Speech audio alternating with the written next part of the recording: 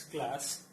This class is for class 9 and today we start with a new chapter, that is coordinate geometry. That is chapter number 19 in your books that we are following, and we are following mathematics by M.L. Agarwal, understanding ICSE mathematics by M.L. Agarwal.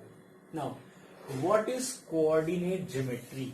So coordinate geometry is the study of geometry with means of algebra. What we do in this, we take a plane. I will come to this plane. What is a plane? We take a plane, and on the plane we can explain about the points, straight lines, curves with the means of algebra. Now first of all, what is a plane? A plane is a surface which can be extended indefinitely in all the directions. Suppose I talk about this whiteboard. So this whiteboard can be extended vertically also and horizontally also. So this is a plane for us. Now in a plane, if we have two lines which are perpendicular to each other, let us say this and this. These two lines XY and PQ are perpendicular to each other, means all the angles are 90 degrees, right? So what we do, in this plane we are drawing two lines which are perpendicular to each other. So first I am taking a vertical line and second I am taking a horizontal line. This is marked by X and X dash, Y and Y dash. Now why this is taken exactly horizontal and exactly vertical, so that it should become easy for the students to understand. I would have taken this also, but this is not exactly vertical or horizontal. This is also not exactly vertical or horizontal. So we generally take vertical and horizontal lines. These two lines divide the plane into 1, 2, 3 and 4 parts. Always remember, these two lines, one is horizontal, one is vertical. It divides any plane into 1, 2, 3, 4 parts, and generally it is taken, this center point where these two lines meet is represented by O, and it is considered to be the origin of these lines, means OX dash is some way or kind of representing the negative numbers of the number line. OX represents all the positive numbers on this number line you can say. OY represents all the positive numbers vertically, and OY dash represents all the negative numbers on the line. Now next thing is, what we can do with the help of this. First thing, we can define the position of any point. Let us take a point P. This can be defined as, let us say, 1 unit, 2 unit, 3 unit and 4 units. So on this point P is plus 4 units on this OX line. Since it lies on OX part, that is why I have written positive. And let us say 1, 2, 3, 4, 5 and 6, and on the top or towards vertically it is plus 6 points. So this point P can be explained that from the origin of these two lines, point P is 4,6 units away from point O. So these are known as, this 4,6 is known as ordered pair. Now ordered pair, what is the meaning of ordered pair? Ordered pair means a particular set of numbers which is written in a proper form, in a fixed form only. Means first always in this we will write X and we will write Y later on always. So this is known as ordered pair, which represents a point. Now when two numbered lines, suppose we take, this is a numbered line 1, 2, 3, 4 and so on. This is also numbered line 1, 2, 3, 4 and so on. This is -1, -2, -3, -4, -1, -2, -3, -4. This is also -1, then -2, then -3, -4, and so on. So when two numbered lines in a plane are placed perpendicular to each other such that their zeros coincide. This is the 0, means we are moving upwards, it means positive numbers. We are moving below, it means negative numbers. So obviously the center point will be, or this point can be considered as 0. Similarly in the horizontal line, right side all the numbers are positive, left side all the numbers are negative, so this can be considered as 0. So what do I say? That if two lines which are perpendicular to each other such that their zeros coincide, then what happens? A system is formed, and this system is known as Cartesian coordinate system, or Cartesian system, or Cartesian plane. Means this whole plane of the whiteboard is now divided into Cartesian plane. Now what is this Cartesian plane? There are, you can see that there are two lines, and these two lines divide the whole plane into 1, 2, 3, 4, or 1, 2, 3, 4, or 1, 2, 3, 4, means generally in 4 parts. Now all the measurements that are taken on x-axis is x, o, x dash. This whole x, o, x dash is known as x, o, x dash is known as x-axis, and similarly y, o, y dash is known as y-axis. So all the points which are represented on x-axis are known as abscissa.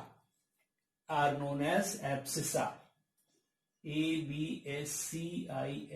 abscissa are known as abscissa, and all the points which are represented on y-axis are known as ordinate.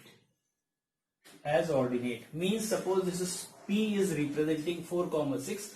So 4 is the abscissa and 6 is the ordinate of this. Now we move on to the quadrants. These two lines divide the plane into 4 parts which are known as quadrants. And first quadrant is this one, that is x, o, y. X, o, y is the first quadrant. Second quadrant is y, o, x dash. Third quadrant is x dash, o, y dash. And this is the fourth quadrant, that is x, o, y dash.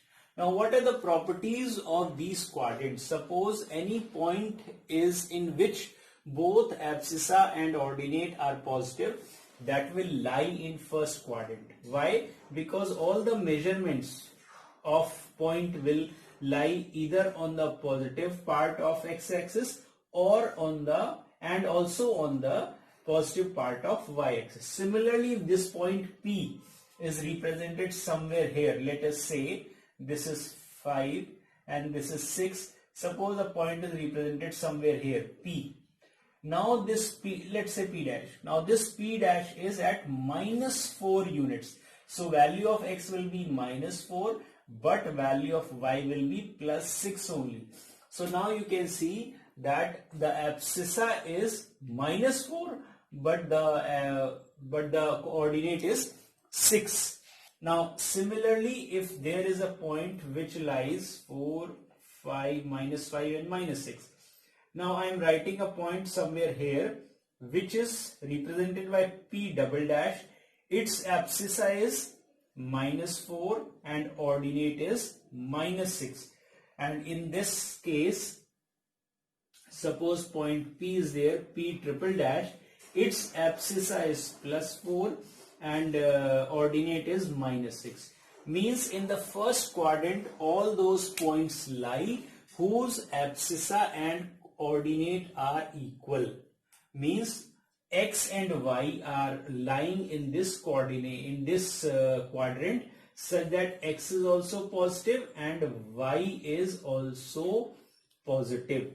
Similarly, in the second quadrant, x is negative but y is positive. Why y is positive?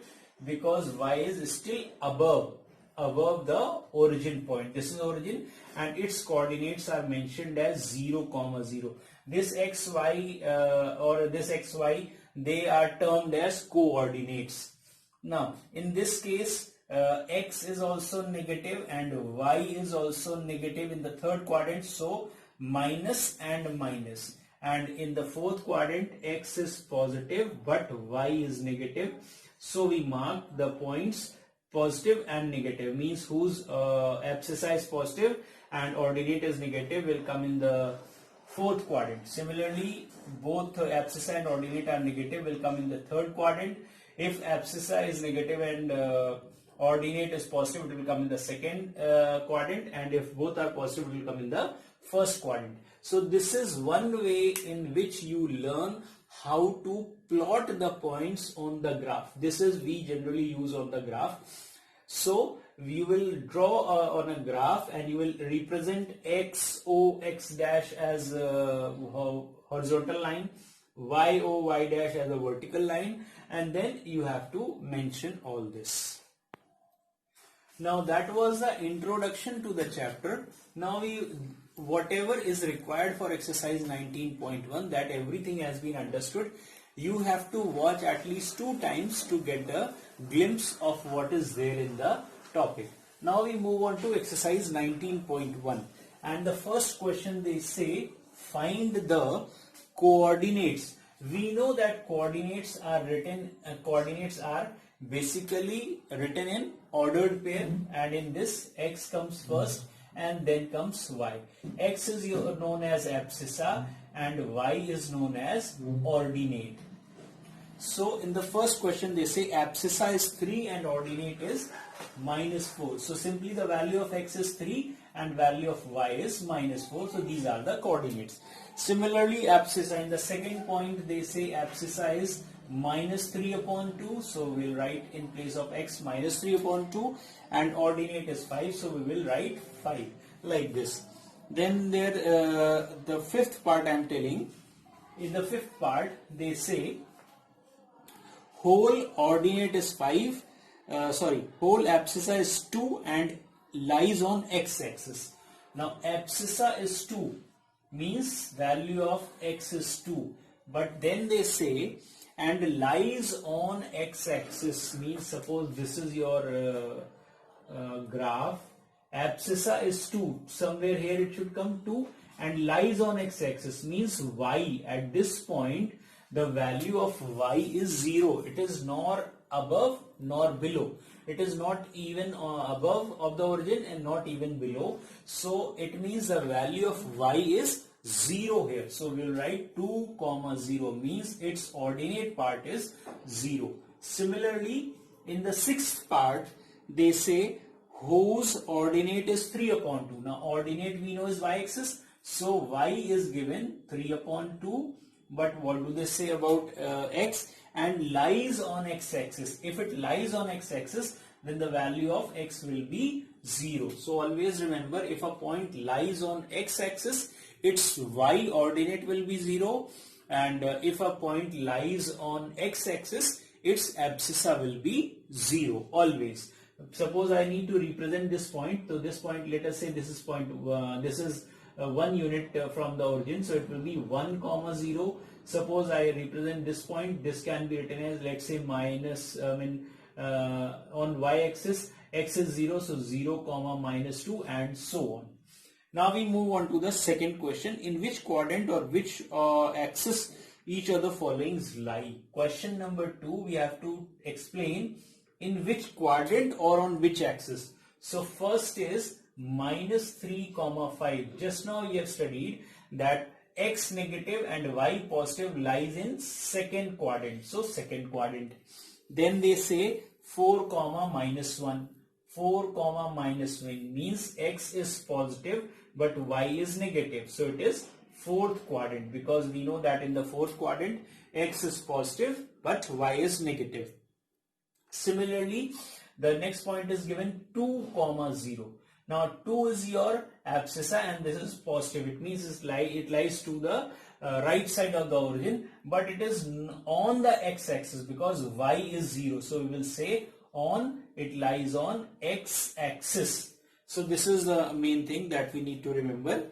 So that's it. Similarly 2, 2 will lie in the first quadrant, and similarly they say -3, -6 which lies in the third quadrant. So these are all the basic things that you need to understand, how to plot the points, what are in which quadrant, what is either abscissa is positive or ordinate is positive or like that. You need to understand that, and then you can easily make out points where do they lie. Means in this we are learning how to plot the points on the graphs. So this is the basic thing that we are learning. Now in the next question, which are the points lie on x-axis and y-axis? I'm talking about question number 3. We have to find out which points lie on x-axis and which lie on y-axis. So first point is given 0, 2. First point is 0, 2. Now here x is 0. X is 0 means it is not even on the right hand side or not on the left hand side. It means it lies on y-axis. So this point lies on y-axis. Similarly next is 5 point B. This was point A. Then we write point B, and the coordinates of point B are, let us say 5, 6. Now 5, 6 will lie in first quadrant. I am making one more column that is for quadrant, and that is in the first quadrant. Similarly point C. Point C is 23, 0. 23, 0. Now here y is 0 means ordinate is 0. So it is not lying either above or below the origin. So it lies on x-axis. Similarly, point D is 0, 23. 0, 23 means 0, x is 0. It means it will lie on y-axis.